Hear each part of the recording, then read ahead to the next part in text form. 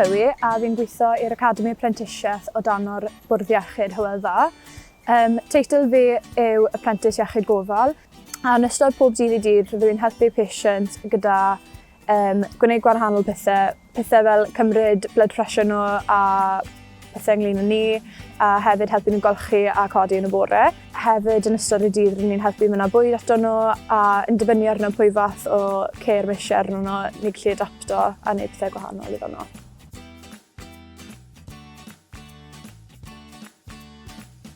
O tyfu lan, o'n i wastad moyn wneud rhywbeth yn iechyd, o'n i ddim cweit yn siŵr beth, ond ar ôl edrych ar gwahanol ffurfiau o gweithio yn y swyddfa iechyd, nes i penderfynu nyrsio bydd y peth byddai'n joio'r mwyaf.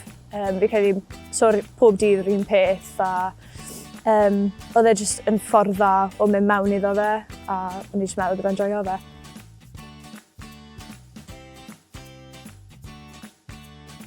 Fi'n credu mam fi nath dylanwadu fi mwyaf. Tyfu lan o mam fi wastad yn gweithio yn y sector iechyd y gofal.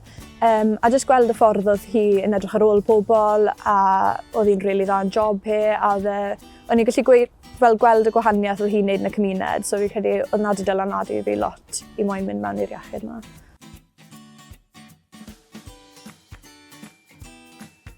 Fi'n credu gyda ysgol, allech chi mynd i lot o gwahanol llefydd.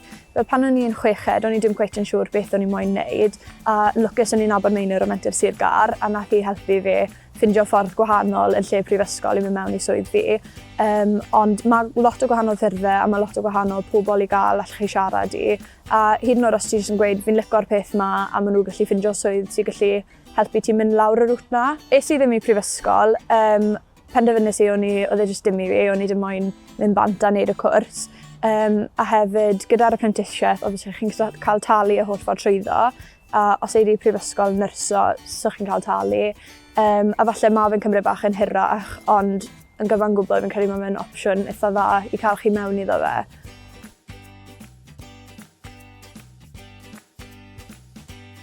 So fi'n credu mae sgiliau Cymraeg yn rhan eitha mawr o gwaith ar y foment. Ar y foment fi'n gweithio'n Tregaron sy'n ysbyty cymunedol. A mae rhan fwyaf o patients ni dydd i dydd Cymraeg yw'r unig peth maen nhw'n siarad. So mae fe'n helpu gyda, os maen nhw'n dod mewn iddo ni a adre maen nhw'n siarad Cymraeg a sim lot o Saesneg i gael, rhai weithiau mae'n helpu os ni jyst yn mynd mewn a cael chat bach da nhw yn y Cymraeg. So gallen nhw gweud unrhyw beth sy'n boddran nhw neu unrhyw beth maen nhw'n gyfynnu, ond so nhw'n cweit yn siŵr sut i ffurfio fe yn y Saesneg. A fi'n credu mae'n neud nhw teimlo bach mwy cartrefol wedyn ni yn yr ysbyty.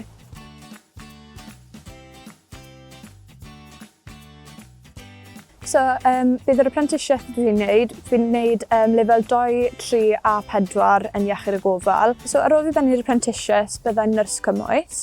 Hefyd, ar y ffordd lan i wneud yr degree yma, bydd sawl cymwyster arall allai darganfod. Mae fe'n hefyd yn dda'n gwaith, mae eitha lot o gwahanol pethau allwch chi wneud i datblygu dy gyrfa. A fi'n credu y prif beth yw sdim rhaid mynd i prifysgol i cael job dda.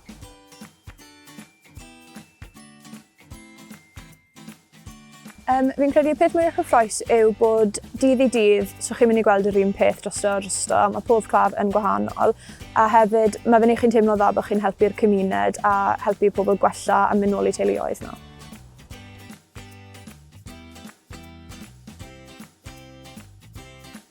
So fi'n credu y tip gyntaf byddai'n rhoi yw edrych mewn i ffurfiau gwahanol a mynd mewn i swydd.